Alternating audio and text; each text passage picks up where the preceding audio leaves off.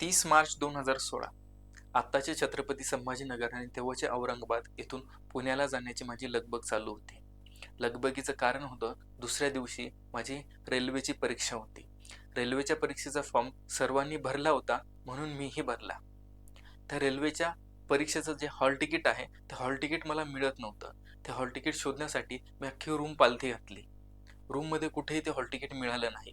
एका ठिकाणी स्तब्ध बसल्याच्या नंतर लक्षात आलं, की मी कचऱ्याचा डब्बा सोडून अख्खी रूम पालथी घातली. मला हॉल तिकीट मिळालं नाही. मी न राहून त्या कचऱ्याच्या डब्याकडे गेलो. डब्बा पालथा केला. त्यात जेवढी कागद होती सगळी चाळली आणि माझं हॉल तिकीट तिथे मिळालं. मी ते हॉल तिकीट घेतलं, सुटकेचा श्वास सोडला आणि निघालो पुण्याला. पुण्याला मी गेलो. पुण्याला मित्राकडे गेल्याच्या नंतर मित्र अभ्यास करत होता. मित्राने मला बोलवलं, बसवलं. बसवल्याच्या नंतर त्यांनी त्याचा अभ्यास कंटिन्यू ठेवला. मित्र अभ्यास करतोय हे बघून मीही पुस्तक घेतलं आणि पुस्तक चाळत बसलो. मित्राने विचारलं, "काय करतोयस तू?" म्हटलं, "काय नाही, चाळतोय पुस्तक, अभ्यास करतोय."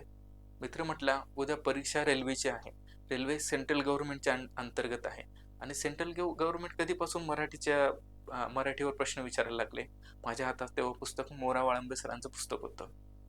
मी थोडासा गडबडलो आणि थोडासा सावरण्याचा प्रयत्न केला. "नाही, माझा अभ्यास झालाय. मी असंच पुस्तक चाळतोय." त्यानंतर दुसऱ्या दिवशी सकाळी उठून मी परीक्षेला निघालो. परीक्षेला जाताना मित्र म्हटला, की "तू खूप दिवसानंतर पुण्याला आलाय. परीक्षा झाल्यानंतर ये, आपण मस्तपैकी फिरू." मी म्हटलं, "येस, दोनों भाई मिलके मौज करेंगे." मी परीक्षेला गेलो. परीक्षेला गेल्याच्या नंतर जिथं एंट्रन्स असतो, त्या एंट्रन्सला जे ऑफिसर्स होते, त्यांनी विचारलं, की "हॉल तिकीट दाखवा आणि आयडी प्रूफ दाखवा." मी आयडी प्रूफची झेरॉक्स होती माझ्याकडं, ओरिजिनल आयडी प्रूफ नव्हतं. त्यांनी सांगितलं, की ओरिजिनल आयडी प्रूफ असायला पाहिजे. माझ्याकडे तेव्हा ओरिजिनल आयडी प्रूफ नव्हतं. मग मी आपलं नेहमीचं जे रडगाणं असतं, "मी खूप गरीब आहे, मी खूप दुरून आलोय, मला कृपया प्रवेश द्या. माझ्याकडे आता ओरिजिनल आयडी नाहीये आणि मी ते आता आणू शकत नाही इतक्या दुरून." ते म्हटले, की "नाही, नियम आहे, आयडी प्रूफ ओरिजिनल असायलाच पाहिजे, त्याशिवाय परीक्षेला प्रवेश दिला जाणार नाही." मग मी तिथून निघालो. ते जे सेंटर होतं परीक्षेचं, ते थोडं अडचणीच्या ठिकाणी असल्यामुळे मला खूप दूर जावं लागलं, की जिथून की मला आयडी प्रूफ मी घेऊ शकेल किंवा डाउनलोड करू शकेल. ओके. मी तिथे गेल्याच्या नंतर मला एक गोष्ट जाणवली, की जे आयडी प्रूफ म्हणजे आधार कार्ड ऑनलाईन ज्या पद्धतीने डाउनलोड केलं जातं, ते कशा पद्धतीने करतात मला त्याची प्रोसेसच माहीत नव्हती. मग मी माझ्या भावाला कॉल केला. भावाला सांगितलं, की "मला माझं आधार कार्ड माझ्या मोबाईलमध्ये फोटो मिळत नाहीये. तुझ्याकडे जर फोटो असेल तर तो मला पाठव." त्याने मला तो फोटो पाठवला. तो फोटो घेऊन मी फोटोशॉपवर गेलो. त्याची फोटोवर प्रिंट काढली आणि ते घेऊन मी गेलो परीक्षा सेंटरला. परीक्षा सेंटरला ते दाखवलं. शेवटी त्यांनी सांगितलं, की "हेही चालणार नाही. आधार कार्ड हे ओरिजिनलच असायला पाहिजे." तेव्हा मग मी वाक्य वापरलं, की "भारतामध्ये पाकिस्तानमधून आतंकवादी येतात. त्या आतंकवाद्याला यायला तुम्ही आयडी प्रूफ विचारत नाही. त्यांना येताना कोणते बंधनं घालत नाही आणि एक गरीब शेतकऱ्याचा मुलगा परीक्षा देऊ इच्छितो, तुम्ही त्याला परीक्षा देण्यापासून अडवता."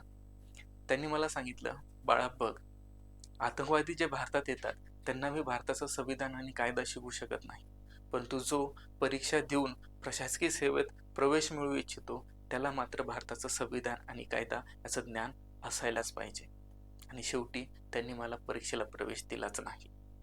मी तिथून माझी बॅग भरली आणि सरळ निघालो. शिवाजीनगरला पोहोचलो, बस पकडली आणि संभाजीनगरला निघालो. त्या बसमध्ये बसलेलो असताना माझ्या डोक्यात विचार चालू होते, की मी नेमकं काय करतोय? मागच्या 4-6 महिन्यांपासून मी व्यवस्थित अभ्यास केलेला नाही. उद्या जी काही परीक्षा होती, त्या परीक्षेचा हॉल तिकीट मी कचऱ्याच्या डब्यात शोधतोय.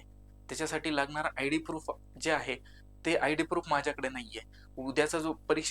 आजच्या परीक्षेचा जो सिलेबस होता, तो सिलेबस मला माहिती नाहीये. मी मराठीचं पुस्तक वाचतोय. माझ्यासोबत हे काय घडतंय? मी हे काय करतोय? मी नेमकं स्पर्धा परीक्षेला आलोय, स्पर्धा परीक्षा देतोय, परंतु स्पर्धा परीक्षेसाठी ज्या काही बेसिक गोष्टी लागतात, त्या बेसिक गोष्टीच मला माहिती नाही. हे सगळे जे काही प्रश्न आहे, हे माझ्या मनामध्ये चलबिचल माजवत होते. मी बसमध्ये असताना मित्राचा कॉल आला आणि विचारलं, "परीक्षा झाली का? कुठपर्यंत आहेस? म्हणजे तू इकडे रूमवर येतोय का?" म्हटलं, "नाही, मी नगरच्या पुढे निघालोय. मला परीक्षेला एंट्री दिली नाही, माझ्याकडे आयडी प्रूफ नसल्यामुळे."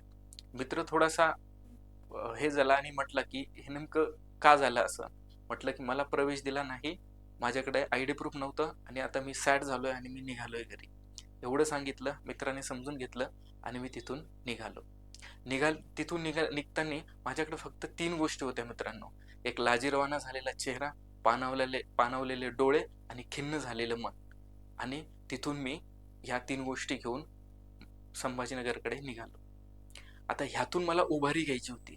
ती उभारी कशा पद्धतीने घ्यायची असते, ती उभारी मी कशा पद्धतीने घेतली आणि पुढच्या काही दिवसांमध्ये कशा पद्धतीने मी रिझल्ट्स आणले, ह्याची जी काही प्लॅनिंग आहे, ह्याचा जो काही प्रवास आहे, तो प्रवास मी आज तुमच्याशी शेअर करू इच्छितो मित्रांनो. नमस्कार विद्यार्थी मित्रांनो, मी एस.टी.आय. सागर कोकरे. आज मी तुम्हाला एक अशा पद्धतीचे एक प्लॅनिंग सांगणार आहे, की जिथे की आपल्याला अभ्यास करत असताना अशी एक स्टेज येते, की तिथं आपल्याला जाणवतं, की माझ्या जेवढ्या काही गोष्टी मी करतोय, त्या सगळ्या गोष्टी चुकीच्या ठरतायत आणि चुकीच्या का ठरतायत, की माझा रिझल्ट येत नाहीये, माझी कुठेतरी अडचण होते. मग तिथून उभारी घेण्यासाठीची जी काही प्लॅनिंग आपल्याला करावी लागते, ते प्लॅनिंग मी आज तुम्हाला सांगणार आहे. हे मी 3 पोर्शनमध्ये सांगणार आहे. पहिला पोर्शन जो असेल तो, की मी तुमच्यासाठी काय करू शकतो.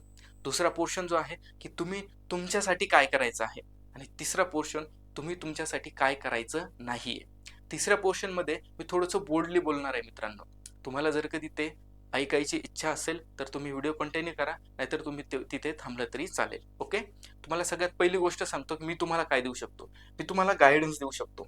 मित्रांनो, मी 19 फेब्रुवारीपासून गणित बुद्धिमत्ताची एक बॅच सुरू करतोय.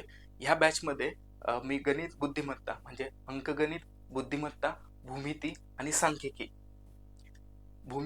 सांख्यिकी हे जे काही 4 आपण डिवायडेशन करतो विषयाचं, त्या चारही जे काही डिवायडेशन आहे त्यावरती एक बॅच घेतोय आणि त्यावर मी सविस्तर तुम्हाला शिकवणार आहे. ओके?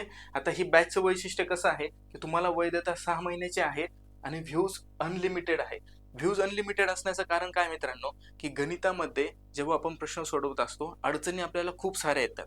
मग त्या अडचणी जर कधी आल्या, तर तो टॉपिक आपल्याला पुन्हा रिवाईज करायचा असतो.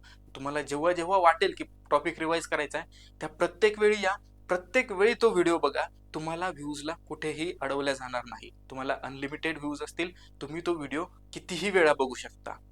त्यानंतर पूर्व परीक्षा आणि मुख्य परीक्षा ह्या दोन्हींचा जो काही सिलेबस आहे, तो सिलेबस आपण ह्या बॅचमध्ये कव्हर करणार आहोत. त्यानंतर गणितात शून्य आकलन असणाऱ्या विद्यार्थ्याला कळेल इथपासून बेसिकची सुरुवात.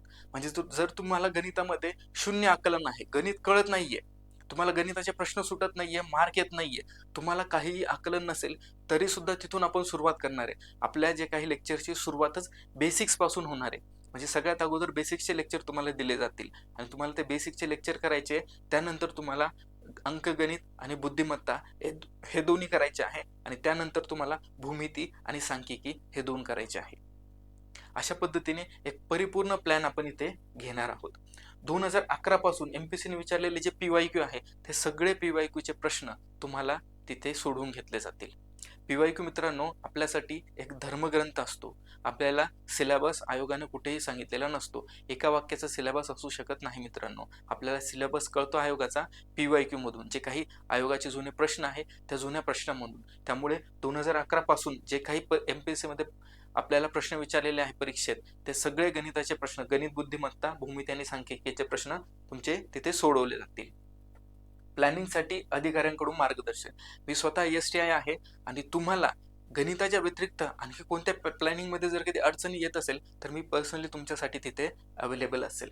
त्यानंतर कन्सेप्ट आणि शॉर्ट ट्रिक्स याचा योग्य उपयोग. बऱ्याचदा गणित जे आहे 2 वेगवेगळ्या अप्रोचने विद्यार्थी शिकण्याची मानसिकता दाखवतात. सगळ्यात पहिली आहे की कन्सेप्ट क्लिअर करून घेणे. कन्सेप्ट क्लिअर करून घेणे म्हणजेच काय, की फक्त कन्सेप्टवर भर देणे. त्यांचा अशी मानसिकता असते की आम्हाला फॉर्म्युले पाठ करायलाच नको. आणि दुसरे असे असतात की मला एका फॉर्म्युल्यात उत्तर निघायला पाहिजे, कन्सेप्ट नाही कळाली तरी सुद्धा चालेल, पण एका फॉर्म्युल्यामध्ये उत्तर निघायला पाहिजे. मित्रांनो, ह्या ज्या काही 2 मानसिकता आहे, ह्यामुळे अडचणी कशा होतात. तुम्ही जर कधी फक्त कन्सेप्टवर भर दिला, तर तुम्हाला कमी वेळेत प्रश्न सोडवता येणार नाही. मित्रांनो, आपल्याला 60 मिनिटांमध्ये 100 प्रश्न सोडवायचे. त्यात गणिताचे 20 प्रश्न असतील, तर तुम्हाला कमी वेळेत ते जे काही गणिताचे 20 प्रश्न आहे ते सोडवायचे आहे. त्यासाठी तुम्हाला शॉर्ट ट्रिक्स या असाव्याच लागणार आहे. आणि तुम्ही फक्त जर कधी फॉर्म्युल्यावर भर दिला, तर तुम्ही एक प्रश्न सोडवला, त्या पद्धतीचा दुसरा प्रश्न तुमच्याकडून सुटणार नाही. त्यामुळे तुम्हाला कन्सेप्ट्स आणि फॉर्म्युला ह्यांचा योग्य संयोग करायचा आहे. त्या पद्धतीने गणित शिकायचं आहे आणि याच पद्धतीने मी गणित केलंय. मी जेव्हा काही परीक्षा दिल्या, जेवढ्याही परीक्षा दिल्यात, माझ्या गणितामध्ये आउट ऑफ मार्क येण्याचं कारणच होतं की मी कन्सेप्ट डेव्हलप केल्या प्लस मला ज्या ज्या काही शॉर्ट ट्रिक्स लागतात त्या सगळ्या शॉर्ट ट्रिक्स मी तिथे माझ्या सोबत ठेवल्यात. आणि ह्या दोन्हींच्या संयोगाने मी परीक्षा दिली, तेव्हाच मला ते गणितामध्ये आउट ऑफ मार्क येऊ शकले. आणि हाच अप्रोच आपण आपल्या बॅचमध्ये ठेवणार आहे. तुम्हाला सिलेबसच्या सगळ्या नोट्स मिळतील. अशा पद्धतीची आपली गणिताची बॅच होती. आणि दुसरी गोष्ट बॅच आहे, आणि दुसरी गोष्ट की इकॉनॉमिक्ससाठी सुद्धा STI योगेश आठवले सर एक बॅच घेत आहे. ती पण बॅच सोबत सुरू होते. आणि आठवले सरांसोबत बद्दल सांगायचं म्हणजे इकॉनॉमिक्सचा अतिशय गाढा अभ्यास असणारे व्यक्तिमत्व आठवले सर आहेत. ही बॅच सुद्धा तुम्ही जॉईन करू शकता. आता तुम्ही स्वतःसाठी काय करायचं मित्रांनो, तुम्हाला त्या फेजमधून जर कधी बाहेर निघायचं असेल तर तुम्हाला सगळ्यात महत्त्वाची गोष्ट असते मेहनत. ही जी मेहनत आहे ना, ह्या मेहनतीला कमी पडायचं नाही मित्रांनो. म्हणजे तुमचं डिटर्मिनेशन डोक्यामध्ये जे आहे की मला परीक्षा पास करायची आहे, त्याच्यासाठी तुम्ही दिवसभरामध्ये तुमचा जो काही अभ्यासाचा पोर्शन आहे तो ठरलेला असायला पाहिजे. आणि तुम्ही त्यात कुठेही सूट देता कामा नये स्वतःला. आणि तुमची ही मेहनत दिवसभर असायला पाहिजे. सकाळी तुम्ही जेव्हा उठताना जनरली आपण रूमवर राहतो. रूमवरती आपण उठल्यावर बऱ्याचदा 1-2 मित्र जर आपल्या अगोदर उठलेले असतील तर ते पाणी तापवतात. त्यांच्यानंतर त्यांची अंघोळ असते आणि आपला कुठेतरी त्यांच्या नंतर नंबर असतो. आपला नंबर जर की त्यांच्या नंतर असेल मित्रांनो, तर तो जो काही मध्ये मिळालेला वेळ आहे ना, त्या मिळालेल्या वेळेमध्ये मोबाईल घेऊन बसू नका. तिथे पुस्तक घ्या आणि तिथे वाचायला सुरुवात करा. तुमची जर कधी दिवसाची सुरुवात अभ्यासापासून झाली तर तुमचा माइंडसेट राहील की तुम्हाला दिवसभर अभ्यास करायचा आहे. तुम्ही सकाळी उठून जर कधी मोबाईल हातात घेतला तर तुमचा माइंडसेट दिवसभर अभ्यास करण्याचा कधीही बनू शकणार नाही. कारण की आपल्या मेंदूला एक सवय असते की ज्या फ्लोमध्ये आपण निघालोय ना, त्या फ्लोमध्ये जाणे. म्हणजे जी सवय आपल्याला जडली ना, ती सवय कंटिन्यू करणे, हा जो काही माइंडसेट आहे आपल्या आपल्या मेंदूचा बनलेला असतो. त्यामुळे ह्याची कंटिन्युटी ही सकाळपासून सुरू करा. सकाळी उठलेत ना, उठल्यानंतर सगळ्यात पहिले डोक्यात हीच गोष्ट असायला पाहिजे की मला आजच्या दिवसभराचा अभ्यास पूर्ण करायचा आहे आणि तो कोणत्याही परिस्थितीत करायचाच आहे. आणि सुरुवात तिथूनच व्हायला पाहिजे. आणि ही जर गोष्ट जर कधी डोक्यात असेल ना मित्रांनो, तर सगळ्यात पहिली गोष्ट कोणती घडते की सकाळी जेव्हा साखर झोपेत आपल्याला अर्धी जाग येते ना, त्या अर्ध्या जागेमध्ये जर आपल्या डोक्यात ही गोष्ट असली की आपल्याला दिवसभराचा अभ्यास कंटिन्यू करायचा, कंप्लीट करायचा आहे, तर तिथे आपल्याला खडबडून जाग येते. तिथे आपण पेंगत बसत नाही. ती येण्यासाठी आपल्या माइंडमध्ये असायला पाहिजे कंटिन्यू अभ्यास. ओके. आता ही झाली मेहनत, आणि ही मेहनत तुम्हाला दिवसभर करायची आहे. त्याच्या व्यतिरिक्त ही जी मेहनत आहे, मेहनतीमध्ये सातत्य असायला पाहिजे. म्हणजे तुम्ही आज केलाय, उद्या केलाय, परवाचा दिवस आला, अर्धा दिवस केला, आता रिलॅक्स होतो, 2 दिवसात खूप अभ्यास केला, हे करून चालत नाही मित्रांनो. ती कंटिन्युटी स्वतःमध्ये असायलाच पाहिजे. आणि ते सातत्य जर कधी असेल तरच आपला रिझल्ट येऊ शकतो. आणि ह्याच 2 गोष्टींचा आधार घेऊन मी त्या फेजमधून बाहेर निघालो आणि पुढच्याच काही दिवसामध्ये माझे रिझल्ट्स यायला लागलेत. आणि त्याच्यासाठी कारणीभूत होत्या ह्या 2 गोष्टी. मित्रांनो, कोणीही यशस्वी झालेला तुम्ही व्यक्ती बघा, म्हणजे कोणत्याही क्षेत्रातला व्यक्ती बघा, त्यांनी जी काय आहे ना, ते यशस्वी होण्यासाठी केलेली सगळ्यात महत्त्वाची गोष्ट असते म्हणजे खडतर मेहनत. आपल्याला प्लॅनिंग करायची आहे. बरेच लोकं सांगतात की तुम्ही प्लॅनिंग करा, स्मार्ट वर्क करा, गाढव मेहनत करत बसू नका. ते म्हणतात की तुम्ही दिवसातले 10 तास अभ्यास करण्यापेक्षा 2च तास अभ्यास करा, पण असा अभ्यास करा की तो जबरदस्त व्हायला पाहिजे. मित्रांनो, स्पर्धा परीक्षा अशी पास करता येत नाही.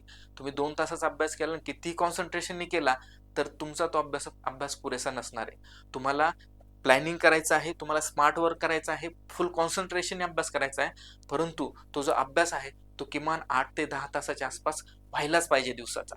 त्याची खडतर मेहनत आहे, त्याला पर्याय नसतो मित्रांनो. तुम्ही यशस्वी बघा, कोणतेही यशस्वी व्यक्ती, विराट कोहली बघा, स्पोर्ट्समध्ये यशस्वी आहे. व्यक्तीकडे इतक्या सगळ्या स्किल्स आहेत, इतक्या सगळ्या स्किल्स त्यांनी डेव्हलप केलेल्या आहेत, पण तरी सुद्धा आज सुद्धा तो व्यक्ती दिवसभर मेहनत करतो, दिवसभर प्रॅक्टिस करत असतो.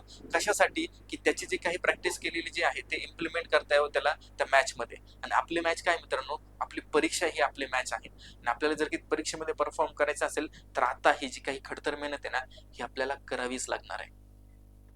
ह्याच्या व्यतिरिक्त आणखी तुम्हाला काय गोष्टी बनतात? आता ह्या 2 गोष्टी ज्या आहेत त्या प्रायमरी आहे आणि त्या तुम्हाला करायच्याच आहे. त्यानंतर तुमच्यासाठी मी सेकंडरी म्हणेल.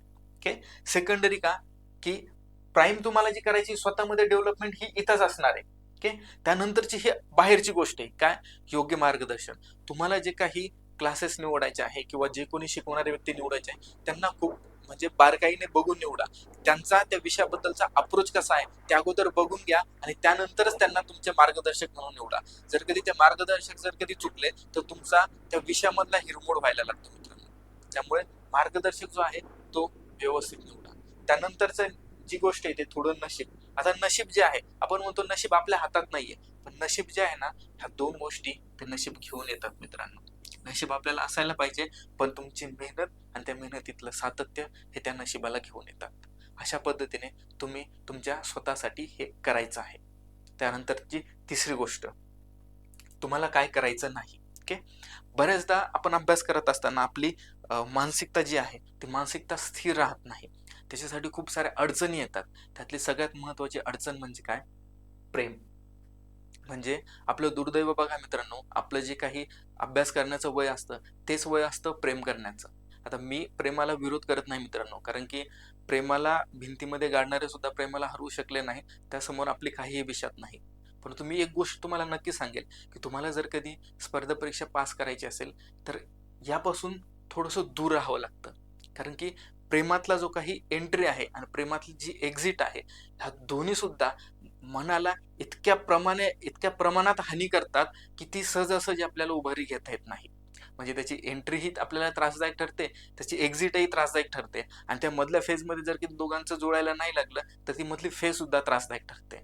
त्यामुळे प्रेमात जातांनी किंवा प्रेमातून बाहेर निघतांनी हा त्रास होणारच आहे. त्यामुळे हा त्रास होण्यापेक्षा की त्यापासून दूर राहा मित्रांनो. तुम्ही जर त्यापासून दूर राहिलात, तर तुमची जी काही मानसिकता आहे ती स्ट्राँग राहणार आणि तुम्हाला कॉन्सन्ट्रेट करता येईल कुठे? तुमच्या परीक्षेकडे, तुमच्या अभ्यासाकडे. आणि जर कधी तुम्हाला ह्याच्यापासून दूर राहायचं असेल, तर उपाय काय सांगेल? आता मीही यंग एजमध्ये होतो, स्पर्धा परीक्षा करताना, अभ्यास करताना. मला जर कधी अशा अडचणी यायला लागल्या, तर मी मानसिकदृष्ट्या त्यापासून दूर राहण्याचा प्रयत्न केला. परंतु जर कधी समजा की आणखी त्याच गोष्टीवर जर कधी विचार व्हायला लागला, तेव्हा मी काय केलं, की म्हणजे ह्या फेजमध्ये की माझी ही जी केस आहे, ही सगळी केस काढून घेतली. म्हणजे मी टक्कल केलं आणि अभ्यासिकेत टकला गेलो. त्यामुळे काय झालंय, की माझा जो स्वतःचा आहे, स्वतःबद्दलचा कॉन्फिडन्स कमी झाला. कशातला? की ह्या अट्रॅक्शन बद्दलचा. म्हणजे प्रत्येक व्यक्तीला अपोझिट जेंडरचं अट्रॅक्शन असतं. त्या अट्रॅक्शनपासून आपल्याला दूर होण्यासाठी काय-काय करता येईल, त्या गोष्टी सगळ्या करा. म्हणजे जर कधी तुम्ही अशा पद्धतीची काही गोष्ट केली, तर तुम्हाला पुन्हा त्याच्यावर विचार करण्याची गरजच भासत नाही. कारण की ती गोष्ट तुमचा स्वतःचा जे कॉन्फिडन्स आहे, तो कॉन्फिडन्स डाउन करून टाकते. त्यामुळे अशा गोष्टींपासून दूर राहणं हे सक्त गरजेचं आहे मित्रांनो. मी तुम्हाला एवढीच गोष्ट सांगेल, खूप चांगला अभ्यास करा. व्हिडिओ आवडला असेल तर लाईक करा, तुमच्या मित्रांना शेअर करा आणि चॅनलला सबस्क्राईब करा. एवढं बोलून मी थांबतो. धन्यवाद.